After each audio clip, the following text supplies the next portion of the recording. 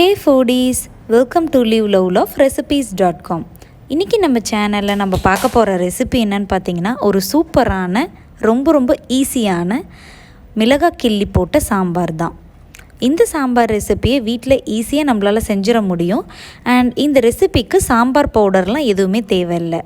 Just ரொம்ப ப்ளெயினாக சிம்பிளான sambar recipe, அதே சமயத்தில் ரொம்ப டேஸ்டியாகவும் இருக்கும். இந்த சாம்பாரோட மெயின் இன்க்ரீடியண்ட் என்னென்னு பார்த்தீங்கன்னா ரெட் சில்லிஸ்.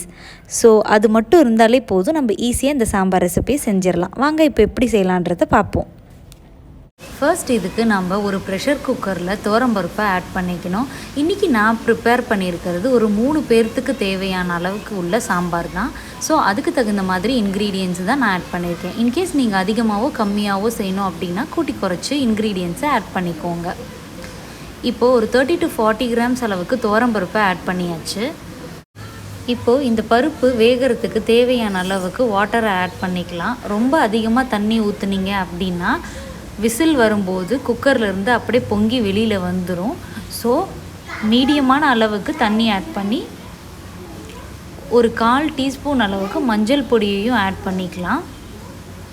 பருப்பு நல்லா வெந்து வர்றதுக்காக கேஸ்டர் ஆயில், அதாவது விளக்கெண்ணெய் ஒரு 4-5 சொட்டு ஆட் பண்ணிக்கலாம். இன்கேஸ் உங்கள்கிட்ட விளக்கெண்ணெய் இல்லை அப்படின்னா குக்கிங் ஆயிலே 4 to 5 ட்ராப்ஸ் ஆட் பண்ணிக்கோங்க. ஆட் பண்ணிவிட்டு இந்த குக்கரை க்ளோஸ் பண்ணி 5 to 6 விசில்ஸ் விட்டு நல்லா மசிச்சு அதுக்கப்புறமா நம்ம பருப்பை ரெடி பண்ணி எடுத்து வச்சுக்கணும். இப்போது மறுபடியும் குக்கரை ஹீட் பண்ணிக்கலாம். அதில் 3 to 4 டேபிள் ஸ்பூன்ஸ் அளவுக்கு ஆயிலை ஹீட் பண்ணிவிடுங்க.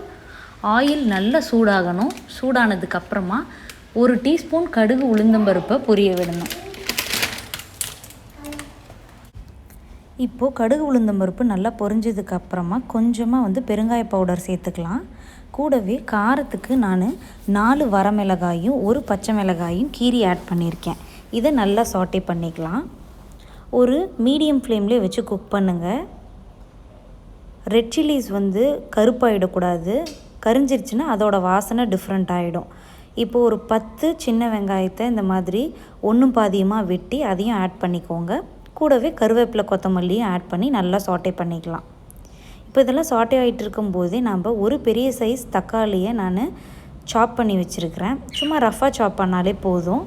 நம்ம வதக்கிறதுலேயே நல்லா அது குழஞ்சி வெந்துடும். இப்போ அதையும் ஆட் பண்ணி நல்லா கலந்து விட்டுடலாம். இப்போது நம்ம ஏற்கனவே வேக வச்சு கடைஞ்சி எடுத்து வச்சுருப்போம் இல்லையா பருப்பு, அதை இதில் ஆட் பண்ணிக்க போகிறோம்.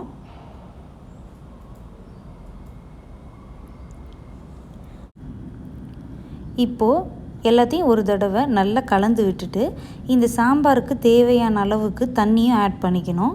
பிகாஸ் கொதிக்கும்போது அந்த தண்ணியெல்லாம் எவாப்ரேட் ஆகிடும். ஸோ தண்ணி உங்களுக்கு தேவையான அளவுக்கு ஆட் பண்ணி அதுக்கப்புறமா கொதிக்க விடுறது தான் பெட்டர் ஆப்ஷன். இப்போ இதை நல்லா கலந்து விட்டுடலாம்.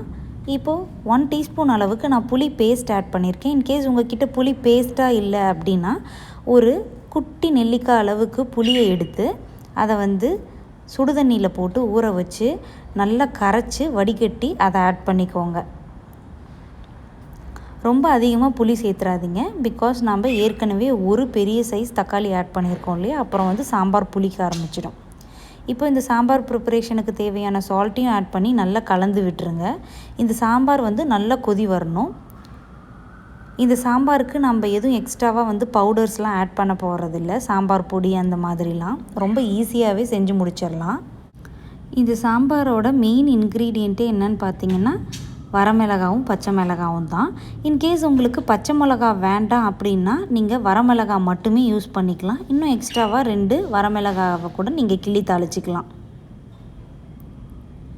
ஸோ இது நம்ம வரமிளகாவை கிள்ளி தாளித்து செய்கிற சாம்பார் அப்படின்றதுனால இதை நம்ம கிள்ளி தாளித்த சாம்பார் அப்படின்னு சொல்கிறோம்.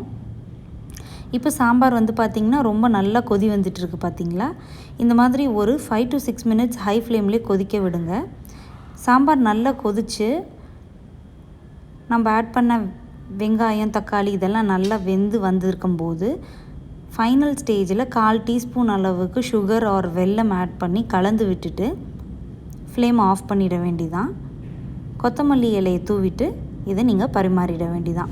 ஒரு சூப்பரான சாம்பார் இஸ் ரெடி நவ். இந்த சாம்பார் ரெசிபி நீங்களும் ட்ரை பண்ணி பார்த்துட்டு எப்படி வந்திருக்குன்றதை கமெண்ட்ஸில் சொல்லுங்கள்.